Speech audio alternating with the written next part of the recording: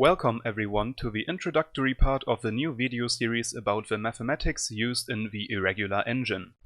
In this part I will show what the series is about and what problem we are trying to solve. As you might have guessed, the main purpose of a rendering engine is to simulate light transport, at least with PBR engines.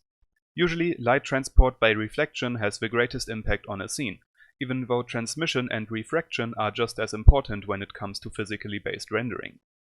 But these, especially refraction, are difficult to simulate accurately with rasterization techniques, and the Irregular engine is a rasterization engine. Thus we will primarily focus on how to render reflections. Conceptually, there are three different kinds of reflections that can be observed on the macroscopic level: diffuse, dielectric, and conductive. Dielectric and conductive together are referred to as specular. The difference between diffuse and specular reflection is that diffuse reflections are independent from the viewing direction, whereas specular reflections are not.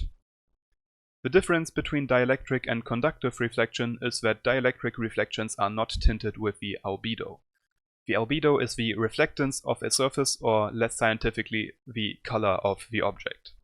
Also, dielectric reflections obey Fresnel's law, whereas conductive do not. Important to say is that these reflection models are idealized and only approximations of the real world. In reality, there is no such thing as a perfectly diffuse reflection. Actually, all reflections are described by the same set of equations, at least in classical physics with the Maxwell equations ignoring quantum effects for the moment.